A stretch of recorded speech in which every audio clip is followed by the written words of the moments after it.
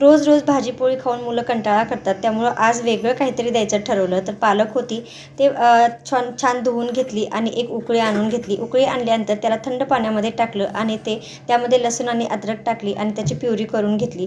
तर इथं प्युरी करून ठेवली आणि इथं गव्हाचं पीठ घेतलेलं आहे. गव्हाच्या पिठामध्ये आपले जे बेसिक मसाले, हळद टाकलेला आहे, त्याचबरोबर मिरची पावडर टाकलेला आहे, जिरेपूड टाकलेली आहे आणि भरपूर असे पांढरे तीळ टाकलेले आहेत, चवीनुसार मीठ टाकलेलं आहे आणि जे आपली पालकाची प्युरी आपण तयार करून घेतलेली होती ते प्युरी यामध्ये टाकली आणि पिठाचा गोळा तयार करून घेतला. हे साईडला काढून ठेवला. इथं उकडलेले बटाटे घेतले. उकडलेले बटाटे आपल्या खिसणीमध्ये स्मॅश करून घ्यायचे आहेत. तुम्ही स्मॅशरनं सुद्धा करू शकता. मी इथं खिसणीनं करून घेतली. त्यामध्ये हळदी पावडर टाकलेला आहे, जिरे पावडर टाकलं, धने पावडर आणि जो हिरव्या मिरचीचा ठेचा थोडासा केला होता तो टाकलेला आहे.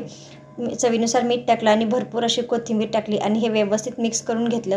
मिक्स करून साईडला ठेवून दिलं. आता पिठाचा जो तयार केलेला गोळा होता त्यामधला छोटासा गोळा घेतला आणि आपण पुरणपोळी ज्या प्रकारे करतो त्या प्रकारे जे आपले आलूचं सारण तयार केलं होतं ते यामध्ये भरून घेतलं आणि याची छोटीशी पोळी लाटून घेतली. तर आपण जे बेसिक नेहमी ज्या प्रकारे चपाती करतो त्यापेक्षा थोडीशी थिकनेस ठेवायची आणि याला व्यवस्थित तूप लावून मस्त भाजून खरपूस असं भाजून घ्यायचं. जर आपला तयार झाला आलू पालक पराठा.